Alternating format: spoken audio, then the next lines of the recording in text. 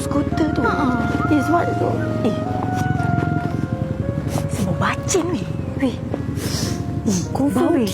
Confirm ni weh. Busuk lah. Busuk.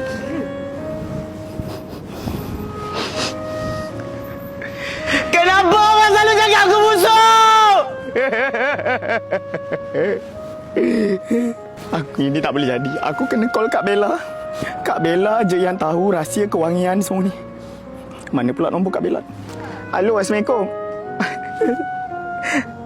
Kak, barang baik tu mana Kak? Barang baik.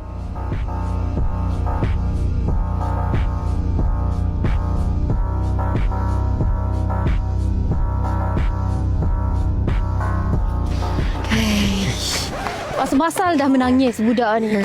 Aku dah cakap dah. Hari tu aku suruh kau beli 2 perfume ni, kau tak nak beli. Yelah, masa tu kan saya ingat saya wangi. Tak, kau memang busuk.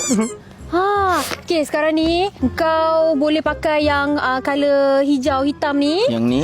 Sebenarnya ni untuk lelaki. Oh. Yang ni untuk perempuan. Cuma kau kan Tak apa, suara saya macam lelaki. Jadi boleh lah kan? aku tak adalah macam kurang ajar sangat kan.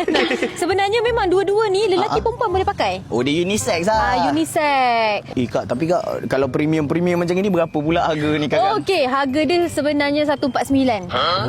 Kenapa harga dia lebih pricey? Sebab nampak ni. Kau nampak lah ni packaging dia. Premium ke? Premium. Logik. Lepas tu botol ni aku custom. Kak custom? Custom lah, kaca. Ni bukan plastik Ni kaca. Oh, ini boleh buat garuk badan ni. Sebab dia ada macam... Ada gigi-gigi sikit. Lepas rasa. Lepas macam tu aku jual kat kau RM99 je. Oh.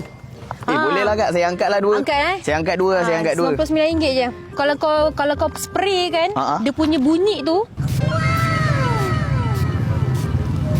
Dia punya bunyi tu bukan bunyi yang murah. Macam perfume mahal. Macam perfume harga RM1,000 lebih. Tapi sebenarnya RM99 je. Oh, okey. Pasal harga akak tolak allowance saya belum mulai. Tak apa. Aku nak duit sekarang.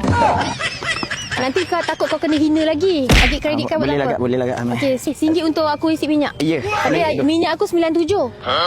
Tak tanya. Okey, terima kasih. Okey, Terima kasih.